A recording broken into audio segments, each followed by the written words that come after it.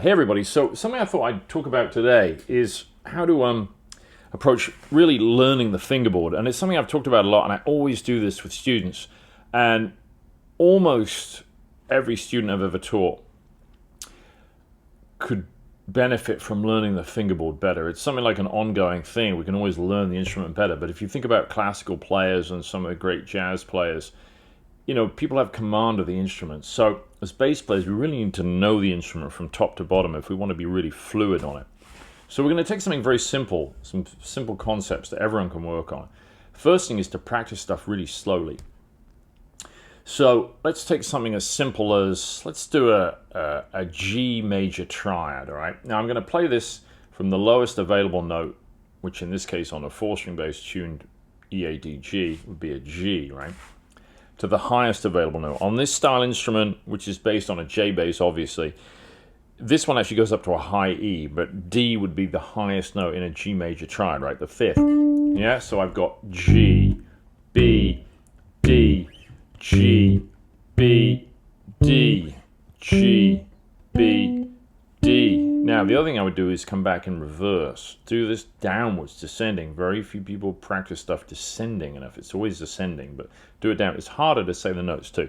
D, B, G, D, B, G, D, B, G. If you need to do it slower than that, that's fine.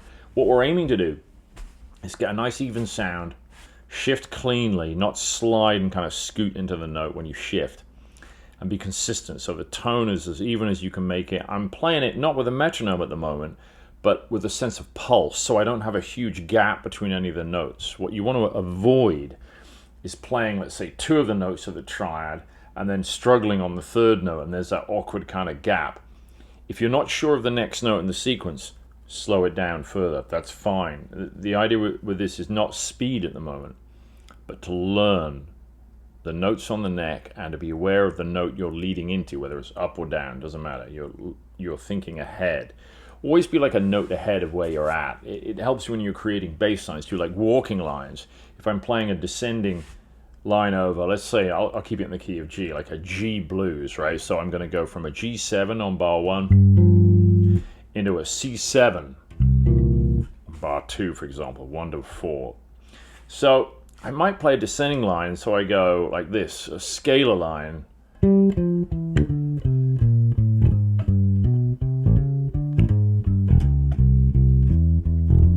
Now check it out, chromatically.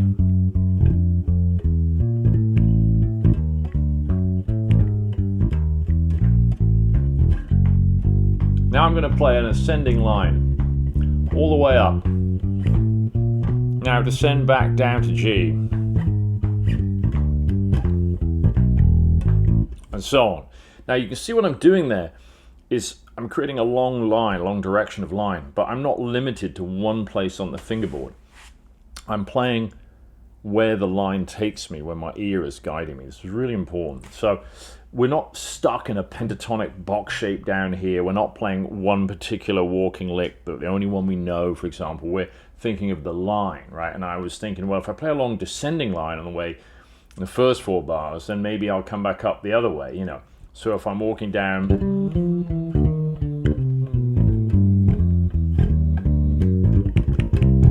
so you see what I did was I walked from this G all the way down to the C here. Now why did I play the C here? Well, rather than this C, which is the same pitch, same octave, same C, right? Because I knew I was hearing ahead, I wanted to play the E, the open E after, so we call like a drop 3, or a drop down to the major 3rd of that C7. It doesn't sound as satisfying here because I've got to go, but here I go. I can rake straight down of that open E. It's a really nice sound. So I'm thinking ahead. All right. So back to this idea with taking this simple triad. So what I did when I played that was I used the same 2, 1, 4 fingering grid there, right? Over the entire range of the instrument. I went G, B, D, which is root, major 3rd, and perfect 5th. And I repeated that fingering here, G, B, D. And I repeated it here. Now, that way I'm using an efficient fingering that I know works, and I'm distributing it diagonally across the neck. but at the same time as using a fingering pattern or shape, which of course we do on a stringed instrument all the time, I'm also saying the note names, and I'm making sure that as I play, I say the note. I'm not leaving that gap or playing the note and going, what's that note? I'm making sure I know what I'm playing. Now, this is good for, well, the reasons for this are twofold. One, so I really know what I'm playing. And two, it's going to increase your knowledge of the fingerboard for things like when you're reading music notation or even just looking at a chord symbol, because if it says G major 7, sharp 11, you'll know, because you've gone through these things, that, oh, well, the 5th is here, so the sharp 11 or sharp 4 is a half step away. So in the case of a G major chord, if the 5th is D, the sharp 11 has to be a half step below. It's going to be C sharp, all right?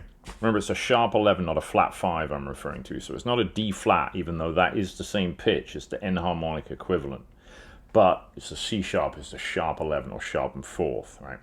In the G scale, G major, you go G, A, B, C is the perfect 4th. So the sharp and 4th or sharp 11, C sharp, yeah? So we take that triad and we run it everywhere. Say the notes really slowly. Try and play it super evenly. Now, you can do this using that same fingering.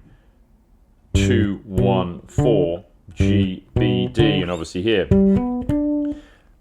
But you could also use alternate fingerings. Now, remember, I've done a couple of videos on alternate fingerings in the last year or two, so you can always go back and check those out. But a basic one for a major triad, if you're not using open strings, let's say we're playing the G major triad here. Now, for the alternate fingering, you need 3 strings to do this, right? Because I'm going G, B, and D here, rather than G, B, D this way, okay?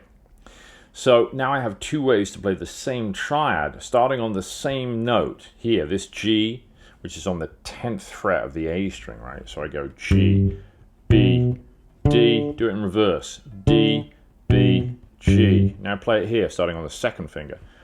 G, B, D, D, B, G. Now we can do it here, and this is on the 15th fret of the E string.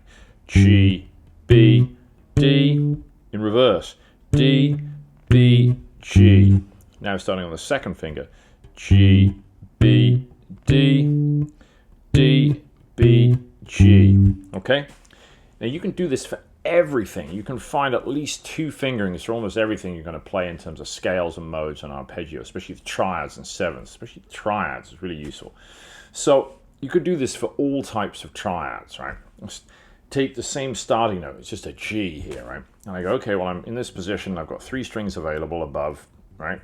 So I can do a minor triad here. So I go like root, minor 3rd, perfect 5th. Now the note name's G, B flat, D, right?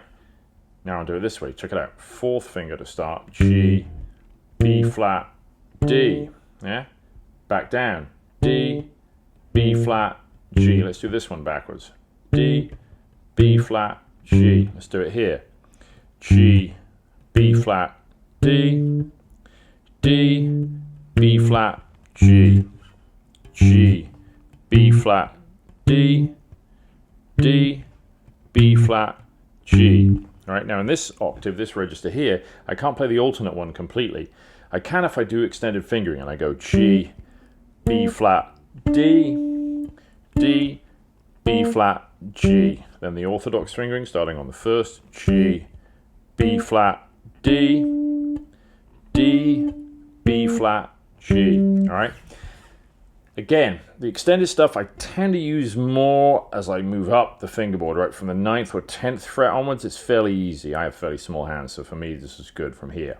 I don't use it so much down here unless it's a very specific line I want to do that really encourages me to use extended fingering. All right, so this might seem a really simple thing. You might think, I know these triads all over the neck. Make sure you really do, though, and try them in every permutation. Try at least 2 different fingerings. Your major, your minor, your augmented, your diminished triads, right? You're going to find different fingerings. And do this from the lowest available note as well, which might not be the root. Let's say I was playing a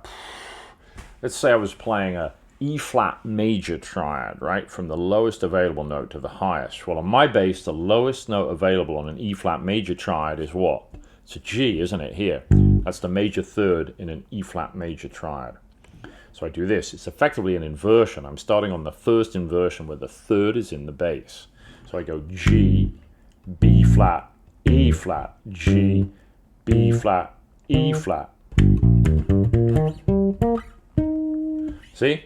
G, B flat, E flat, G, B flat, E flat, G, B flat, E flat. Now let's do it in reverse. Now we've got choices here. We could shift on the same string or down to the next string. So I could go E flat, B flat, G, E flat, B flat, G, E flat, B flat, G. Or I could use more of the G string. Check it out. E flat, B flat, G. Let's stay on the G. E flat. Now I could do it this way. Alternate fingering. B flat, G, E flat, B flat, G. Notice I was saying the note as I played it, not a fraction of a second afterwards, as I play it, all right? Okay, so that's it. Fairly short lesson today, but I really wanted to give you this kind of important concept. Quick plug if I can. I'll put a little screenshot up of this. I have a video course on this, a full-length one you can buy on my website if you want to support the channel. It's called Fingerboard Mastery Volume 1 and 2. And it's 2 parts, and I'm really just using a major scale principally and how to shift and use that to give you ideas to shift up and down the neck smoothly and freely. And you can expand the concepts in those videos into everything you do. But this is kind of a little synopsis of one tiny part that I thought would be kind of cool for everyone. Don't feel bad about playing this slowly. Be really comfortable. I'm always saying to all of my private students, like, I'm never going to tell people to play faster until I feel they're comfortable playing slow and accurately. So start off playing slowly and accurately. You know, if you're unsure of any of the notes you're playing, slow it down further. So you're trying to create a seamless transition up and down the fingerboard playing this material. All right, hope you dug that. Don't forget, please support the channel. Check out my website. As I said, there's some cool videos. The Fingerboard Mastery one might be really relevant for this. You can also get information on studying with me via Skype, and there's some music downloads as well. And I'll see you on the next one. Don't forget, please like, subscribe, leave a comment if you like, and I'll see you on the next one.